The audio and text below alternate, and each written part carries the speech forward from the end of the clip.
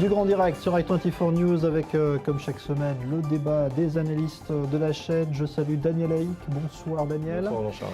Et Dror Even-Sapir. Bonsoir Dror. Bonsoir Jean-Charles. Alors, plusieurs sujets vont nous occuper. On va d'abord s'intéresser à un personnage qu'on n'avait pas entendu encore, personnage important du gouvernement israélien, c'est Yair Lapid, le ministre des Finances. Il n'avait pas beaucoup réagi jusqu'à présent au discours de Benjamin Netanyahou à Bar-Ilan. Et le moins que l'on puisse dire, c'est que ces déclarations du jour, notamment une prononcée à New York, sur laquelle on va s'attarder un petit instant, et qui fait référence à la sécurité en Israël. Yair Lapid qui déclare tout simplement, alors c'est une phrase qui faut replacer dans son contexte, mais on va le faire avec vous, qu'il est plus sûr d'être un juif à New York qu'en Israël. Et alors on peut dire que la Knesset lui est tombée dessus aujourd'hui à bras raccourcis. Daniel Haïk, c'est une phrase malheureuse ou qu'il faut entendre dans le contexte? Il parlait de Jérusalem. Alors d'abord, c'est pas la première fois que Yair Lapid fait parler de lui. D'abord, critique un peu le gouvernement. On l'a vu déjà lorsque Rouhani a prononcé son discours. Il n'avait pas apprécié que la délégation israélienne sorte donc de la salle la grande salle de l'ONU, et il avait été critiqué aussi pour cette réaction. Alors là aussi, on voit aussi Yair Lapid. C'est surprenant. Je vais dire, c'est surprenant parce que quelque part, Yair Lapid, si on connaît un peu son histoire et si on peut comparer son histoire à l'histoire de son père, Tommy Lapid, qui a été ministre de la Justice il y a une dizaine d'années dans le gouvernement d'Ehud Olmert, eh bien, chez Yair Lapid, il y a, on va dire, une fibre juive qui s'exprime assez régulièrement. Elle s'exprime par exemple, sachez-le, Yair Lapid est l'un des fondateurs d'un centre à Tel Aviv qui s'appelle le Centre d'études Daniel, Beth Daniel, dans lequel on étudie les textes de la Torah, on étudie le Talmud, mais on les étudie, on va dire, sans obligation d'achat, c'est-à-dire sans qu'on le fasse à la manière orthodoxe. On les étudie pour essayer de se replonger un peu dans le paramètre juif de l'identité israélienne, on va dire. Et c'est un peu étonnant parce que quelque part, on se serait attendu de Yair Lapid qu'il soutienne justement cette revendication. Car la revendication est le fond du problème, je dirais. C'est le fond du conflit entre Israël et les Palestiniens. Est-ce que les Palestiniens sont prêts à reconnaître le caractère juif de l'État d'Israël? C'est qu'il a prononcé, c'est-à-dire justement qu'il n'avait pas besoin d'une reconnaissance de l'État juif, au contraire de Benjamin Netanyahou. Alors, Dror Even-Sapir, là-dessus. Oui, mais enfin, le fait qu'il ait dit qu'Israël n'avait pas besoin de la reconnaissance palestinienne, de l'identité d'Israël comme État-nation du peuple juif, ça ne signifie pas qu'il y a Lapid est opposé, bien au contraire, à ce qu'Israël se revendique comme État-nation du peuple juif. Simplement, il a dit que, il a d'ailleurs fait référence à son père dans cet entretien, qu'en tant qu'Israélien souverain, il n'avait pas besoin forcément que les Palestiniens lui disent « oui, tu as le droit de te définir comme État juif ». Donc il se démarque de Benjamin Netanyahou, et c'est là qu'il est important, parce que Yair Lapid essaye tout simplement d'exister. Parce que ce qu'on a entendu ces derniers temps dans la classe politique israélienne, c'est surtout l'aile droite du gouvernement qui est montée au créneau à plusieurs reprises pour demander notamment que les libérations de détenus palestiniens cessent à la lumière de la montée des tensions dans les territoires de Cisjordanie. Donc on a entendu beaucoup l'aile droite. Et Yair Lapid, c'est un peu, c'est un centriste, mais dans la coalition actuelle, il représente un petit peu l'aile gauche, à la gauche de Benjamin Netanyahou. Et donc il fait entendre une voix différente, une autre voix. Alors effectivement, ça s'est vu au moment du discours de Rouhani et de l'attitude du boycott de la délégation israélienne du discours de Rouhani à l'Assemblée générale des Nations Unies. Et là, ça se voit dans ce contexte des négociations de paix difficiles avec les Palestiniens.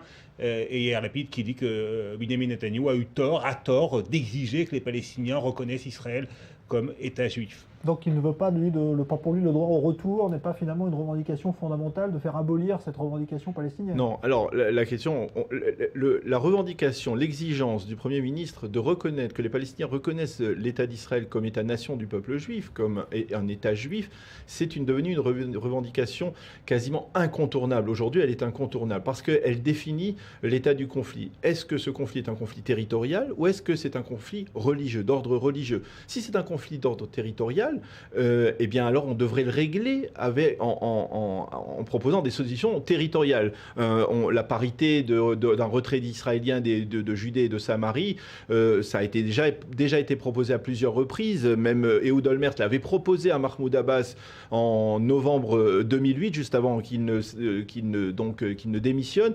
Ça avait déjà été proposé au niveau territorial et ça avait été refusé. Ça n'avait pas été accepté, en tout cas par Mahmoud Abbas. Et donc, il y a de plus en plus d'Israéliens qui considèrent que, quelque part, le conflit israélo-palestinien dépasse cet ordre territorial, cette dimension territoriale, pour atteindre une dimension religieuse. Et si c'est une dimension religieuse, alors il faut que les Israéliens affirment clairement que cet État doit être considéré comme un État juif et pas comme un État, uniquement comme l'État des Israéliens. À la nuance près, tout de même, que lorsqu'on dit État juif, ça n'a pas forcément de connotation religieuse. Ah non, pas du tout. Voilà. Ça n'a pas obligatoirement une connotation religieuse, mais ça... écoutez, je vais vous raconter une anecdote. Il y a de cela près de 20 ans maintenant, au moment des accords d'Oslo, j'avais rencontré Faisal El-Husseini, qui était un des leaders palestiniens modérés, l'un des membres de la fameuse famille El-Husseini, une famille de notables de Jérusalem. Netanyahu a fait référence à l'un de ses aïeuls, dans son discours à Bar-Ilan, au Moufti. Le Moufti, c'était le neveu du Moufti du grand Moufti de Jérusalem. Voilà, comment ? Et à ses sympathies nazies. À ses sympathies nazies. Mais alors, Faisal El-Husseini, ce n'était que son neveu. Il était considéré comme un modéré. Il était ministre de Jérusalem dans le gouvernement de Yasser Arafat. Donc, c'était considéré comme un modéré. Je me rappelle l'avoir rencontré. Je lui avais dit, est-ce que les Palestiniens accepteront ad vitam aeternam la présence d'une entité juive, j'avais bien mentionné, juive, sur cette terre que vous considérez être comme une terre de Palestine? Il m'avait dit, nous ne pourrons pas l'accepter. Les Palestiniens ne peuvent pas accepter le principe que cette terre, qui est une terre d'une Dar el-Islam, une terre de l'islam, puisse devenir une terre juive. Et ça, c'est le problème. Et ça donne la dimension religieuse à ce conflit entre Israël et les Palestiniens.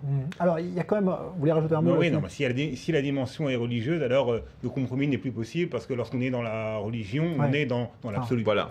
Et dans la passion, et dans très souvent le dérapage incontrôlé. Alors, il faut quand même souligner que Yair Lapid, quand il parlait, je vous parlais tout à l'heure de cette première phrase où il disait « il vaut mieux être juif à New York qu'être juif en Israël », qui a choqué beaucoup de monde ici, il parlait de Jérusalem. Il disait que finalement, il a aussi une idée là-dessus qui peut sembler en contradiction avec ce qu'on vient de dire. Il disait « moi, je ne conçois pas Israël sans un Jérusalem unifié comme capitale voilà. ». Là aussi...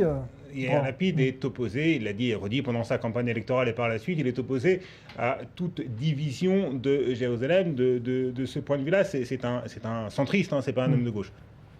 Maintenant, justement, il a dit que justement pour justifier cette position et ce refus des compromis sur Jérusalem, il a argué du fait qu'il n'était pas si sûr pour les Israéliens de vivre à Jérusalem, qu'il fallait des mesures de sécurité très strictes et que de ce point de vue-là, pour les Juifs, il était peut-être plus facile d'un point de vue sécuritaire de vivre dans une ville comme New York. Donc son idée était une idée avant tout, son argument en tout cas était un argument avant tout sécuritaire.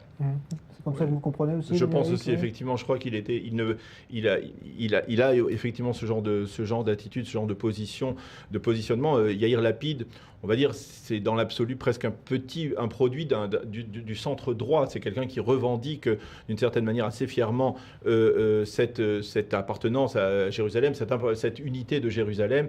Et donc je pense que c'est effectivement, comme l'a expliqué Dror, dans cette optique, il faut le considérer. Alors il nous reste quelques minutes, mais on va quand même essayer de dire un mot d'abord de ce qui est un peu l'actualité du jour. Encore un Israélien qui obtient un prix Nobel. C'était en chimie. Aujourd'hui, c'est le 11e prix Nobel pour Israël. Et le quotidien Haaretz relève que si on regarde le pourcentage de juifs dans le monde, 0,2% de la population mondiale, on a 22% des prix Nobel qui sont juifs. Est-ce qu'il faut en tirer des conclusions là aussi, ou est-ce que c'est le génie juif? Est-ce que c'est le génie juif?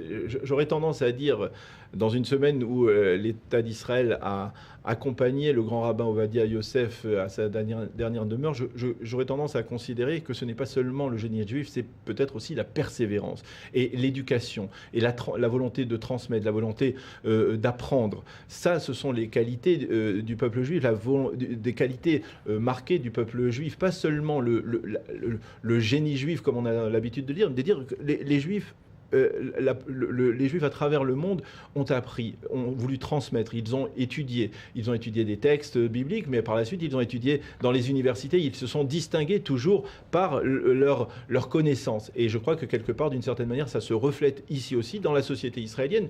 Et la grande question, et c'est une question qu'on va reposer problème à chaque fois dès qu'il y a un prix Nobel israélien, c'est est-ce qu'il y a une continuité à ce niveau-là? Est-ce qu'aujourd'hui les études supérieures en Israël permettent... Ils travaillent tous aux États-Unis, les voilà, qui ont été... Voilà, c'est ça. Mettre un bémol et un petit peu plus de pessimisme peut-être. Voilà.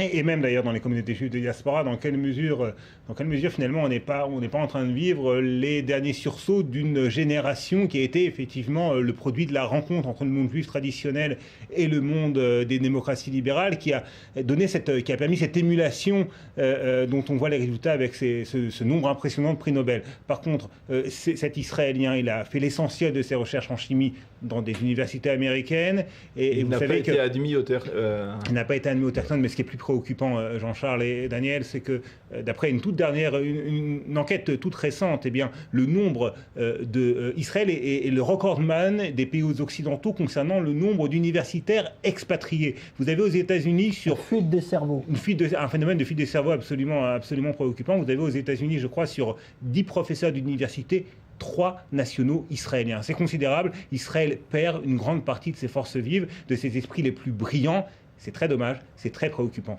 La faute à l'argent, encore une fois. Oui, la faute au budget, la faute aux priorités de l'État d'Israël. Est-ce que l'État d'Israël veut véritablement investir dans l'éducation et l'éducation dans l'enseignement supérieur à très haut niveau?